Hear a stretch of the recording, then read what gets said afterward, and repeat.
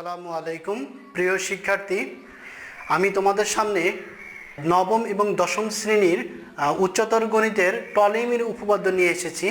তবে টলেমি উপপাদ্যটা নবম এবং দশম শ্রেণীর মধ্যেই সীমাবদ্ধ নয়, এটা ইন্টারমিডিয়েট এবং অনার্স লেভেলেও রয়েছে।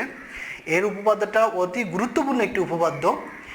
টলেমি তার উপপাদ্যে প্রমাণ করেছে যে একটি বৃত্তস্থ চতুর্ভুজ, একটি বৃত্তস্থ চতুর্ভুজ অর্থাৎ এমন একটি চতুর্ভুজ যে চতুর্ভুজের চারটি শীর্ষবিন্দু একটি বৃত্তের ওপর থাকবে, এটাকে বলা হয় বৃত্তস্থ চতুর্ভুজ।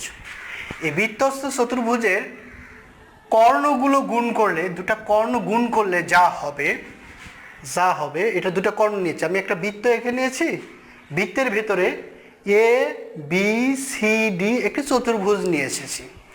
চতুর্ভুজটা একটু অন্য টাইপের হয়েছে, এটা সামুদ্রিক, আয়তক্ষেত্র, রম্বস, বর্গ বা ট্রাপিজিয়াম বলা যাবে না। আমি ইচ্ছামতো একটা চতুর্ভুজ নিয়ে এসেছি যেন তোমাদের বোঝাতে চাই, এটা বোঝাতে পারি যে কোনটা কর্ণ কোনটা বাহু, এবং আনুষঙ্গিক প্রমাণের জন্য যে বাহুগুলো আঁকতে হবে এটা যেন আলাদা আলাদা থাকে। আমি যদি বর্গ আঁকাই বা রম্বস আঁকাই, সেক্ষেত্রে দেখা যাবে যে প্রমাণের জন্য যে অঙ্কনটা আঁকতে যাচ্ছে সেটা বাহুর সাথে মিলে যাচ্ছে, তখন আমরা প্রমাণ করতে পারবো না সহজে। সেজন্য আমি একটু অন্য সাইজের নিয়েছি। তোমরা এখানে খেয়াল করো যে কর্ণ দুটা গুণন করলে যা হবে, বিপরীত বাহুগুলো গুণ করে, অর্থাৎ বিপরীত বাহু কি এ বি সি ডি, এটা গুণন এবং অপর দুই বিপরীত বাহু বিসি আর এডি, এই দুটা গুণ করে সমষ্টি করলে কর্ণদ্বয়ের গুণের সমান হবে। কর্ণ গুণ করলে যা হবে, বিপরীত বাহুগুলো গুণ করে যোগ করলে তাই হবে। এটাকে যদি আমরা এইভাবে বলি যে কর্ণ দ্বারা সীমাবদ্ধ আয়তক্ষেত্রের ক্ষেত্রফল বিপরীত বাহু দ্বারা সীমাবদ্ধ আয়তক্ষেত্রের ক্ষেত্রফলের সমষ্টির সমান, এভাবে বলা যায়। কেন? একটা আয়তক্ষেত্র আঁকতে হলে আমাকে অবশ্যই দৈর্ঘ্য আর প্রস্থ লাগবে, আর দৈর্ঘ্য প্রস্থ অবশ্যই দুইটা দৈর্ঘ্য থাকে, দুইটা প্রস্থ থাকে, দুইটা দৈর্ঘ্য পরস্পর সমান, দুইটা প্রস্থ পরস্পর সমান। তো আমি এখানে কর্ণের একটি কর্ণকে আমি একটা দৈর্ঘ্য ধরলাম, আরেকটি কর্ণকে আমরা প্রস্থ ধরলাম। তাহলে এই দুটো যদি গুণন করি তাহলে বলা যায় এ কথা যে কর্ণ দ্বারা সীমাবদ্ধ ক্ষেত্রের আয়তক্ষেত্রের ক্ষেত্রফল। ঠিক তেমনি আমরা যদি বিপরীত বাহুগুলোকে একটা আয়তক্ষেত্রের বাহু দৈর্ঘ্য প্রস্থ ধরি, আবার অপর বিপরীত বাহুদ্বয়কেও একটা আয়তক্ষেত্রের দৈর্ঘ্য প্রস্থ ধরি, তাহলে আমরা সম্পূর্ণভাবে টলেমির ভাষায় বলতে পারি যে কর্ণ দ্বারা সীমাবদ্ধ আয়তের ক্ষেত্রের ক্ষেত্রফল বিপরীত বাহুগুলো দ্বারা আয়তক্ষেত্রের ক্ষেত্রফলের সমষ্টির সমান। আমরা এটা প্রমাণ করব।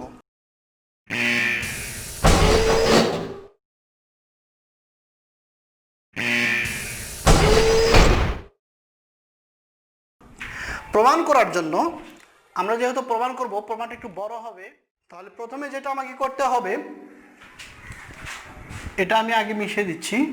প্রথমে আমাকে বি এ সি কোণের সমান করে একটি কোণ এঁকে নিতে হবে। আমি একটি কোণ এঁকে নিচ্ছি, ধরলাম এই দুই কোণ সমান, অর্থাৎ বি এ সি এবং ডি এ, এখানে আমরা পি দিলাম, পি সমান। তাহলে আমরা কি লিখতে পারি, এটা প্রমাণের স্বার্থে করব অঙ্কনে। তাহলে বি এ সি কোণ সমান ডি এ পি কোণ সমান। কেন? অঙ্কন অনুসারে।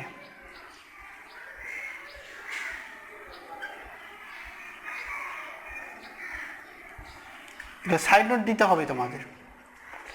এখন আমরা মাঝ বরাবর যে কোণটা থাকলো সেটা দুই পাশে গুণ করব, অর্থাৎ বিএসি প্লাস সিএপি, আমরা ডান পাশেও গুণ করব ডিএপি প্লাস সিএপি, উভয় পাশে আমরা গুণ করলাম।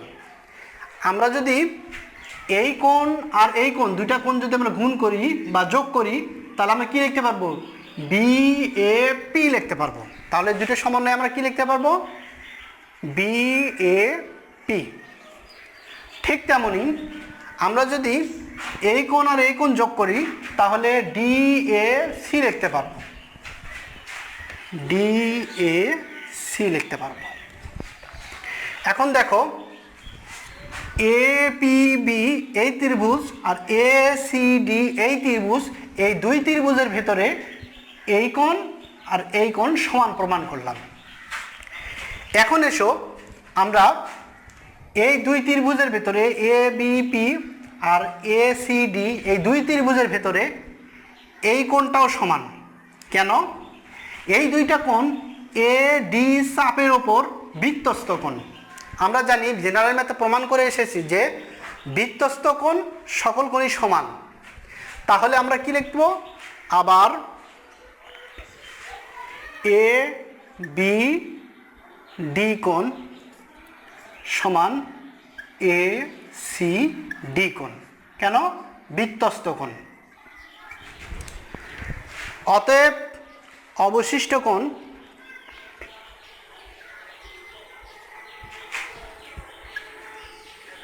তাহলে দুইটা ত্রিভুজ ABP আর ACD এই দুইটা ত্রিভুজের দুইটা কোণ, এই দুইটা কোণ সমান।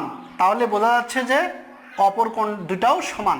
কারণ আমরা জানি যে কোনো দুইটা ত্রিভুজের দুইটা কোণ যদি সমান হয় অবশিষ্ট তিন নম্বর কোণটাও কি হবে? সমান হবে। তাহলে আমরা কি লিখতে পারি? APB সমান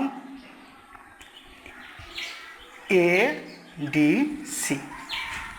আর দুইটা কোণ যদি সমান হয় আমরা নিয়ম অনুসারে কি লিখতে পারি? যে দুইটা ত্রিভুজ সাদৃশ্যকোণী। অতএব ABP ও ত্রিভুজ চিহ্ন দিতে হবে ACD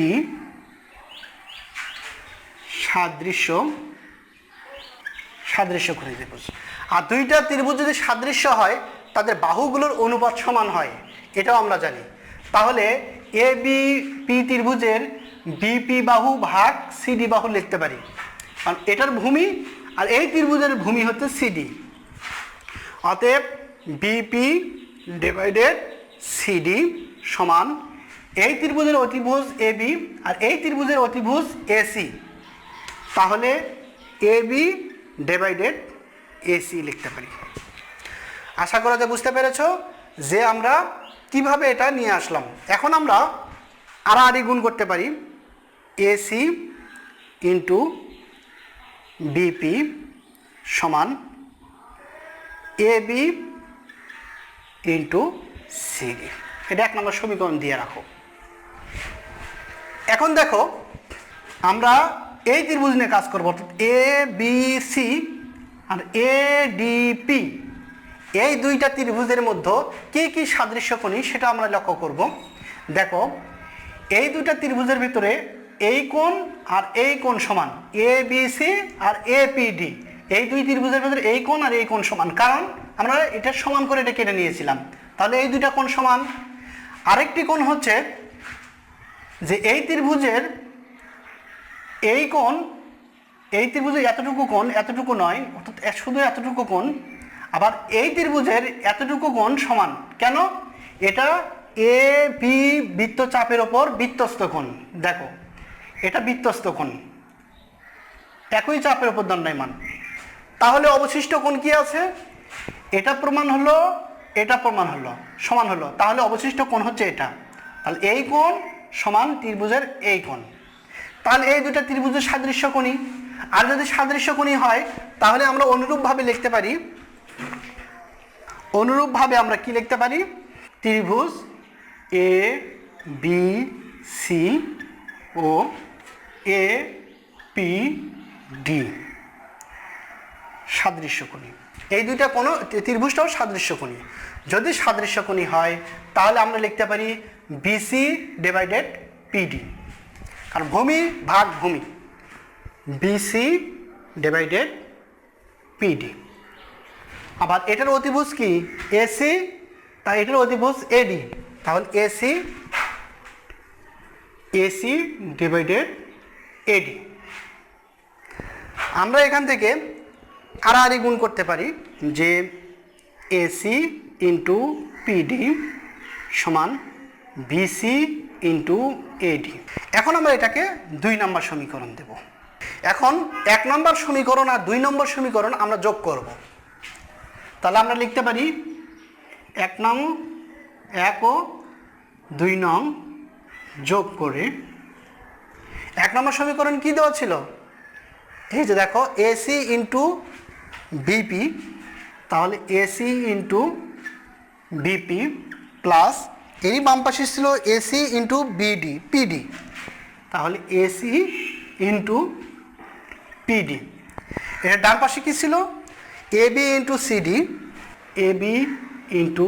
সিডি, এটার ডান পাশে ছিল বিসি ইন্টু এডি, তাহলে বিসি ইন্টু এডি। আমরা এখান থেকে এসি কমন নিতে পারি। যদি কমন নেই, বিপি প্লাস পিডি সমান যা আছে তাই লেখো CD plus BC into AD. আমরা বিপি প্লাস পিডি সমান এডি লিখতে পারি, কারণ এই দুইটা অংশ যোগ করলে পিডি হয়। তাহলে এসি ইন্টু বিডি, আর ডান পাশে যা আছে আমরা তাই লিখব। আমাদের প্রমাণটা চলে আসলো। দেখো আমরা পূর্বে যে উপরের প্রমাণটা লিখেছিলাম সেটা আমাদের চলে এসেছে। এইভাবে আমরা টলেমির উপপাদ্যটা বা শর্তটা আমরা প্রমাণ করতে পারি। এই উপপাদ্যটা এতটা ইম্পর্টেন্ট যে প্রতি বছর প্রতিটা সালের প্রতিটা বোর্ডের জন্য ইম্পর্টেন্ট। প্রথমে হয়তো তোমাদের টলেমির উপপাদ্যটুকু দিবে, হয়তো এভাবেও দিতে পারে যে তোমাদের শুধু প্রমাণটুকু লিখে দেবে যে প্রমাণ করো যে এটা সমান এটা। তোমাকে বলা থাকবে না যে এটা টলেমির উপপাদ্য নাকি অন্য কোনো উপপাদ্য, শুধু প্রমাণটা লিখতে বলবে। আবার এরূপও হতে পারে যে তোমাদের প্রশ্নপত্রে শুধু চিত্রটা দেওয়া থাকবে, চিত্র থেকে তোমাকে প্রমাণ করতে হবে যে কর্ণ দুটার গুণনফল সমান বিপরীত বাহু দুটার গুণফলের সমষ্টির সমান। এভাবে 3টা ভাবে আসতে পারে। আবার টলেমি উপপাদ্যটা একটা পুরো সৃজনশীল আকারে সাজাতে পারে। যেমন কতে হয়তো বলবে যে টলেমির উপপাদ্যটি লেখো, তো সাধারণ নির্বাচনটি কি লেখো। খতে বলবে যে টলেমির উপপাদ্যটা চিত্র সহ অঙ্কন করো এবং বর্ণনা দাও। গতে বলবে যে টলেমির উপপাদ্যটি প্রমাণ করো। যে কোনোভাবে তোমাদের কাছে বলতে পারে। তবে তোমাদের মনে রাখতে হবে যে টলেমির উপপাদ্যটা তোমার জন্য খুবই ইম্পর্টেন্ট। এটা সব ক্লাসের জন্যই, এসএসসি বলো, ইন্টারমিডিয়েট বলো, অনার্স বলো, যে কোনো ক্লাসের জন্য ইম্পর্টেন্ট।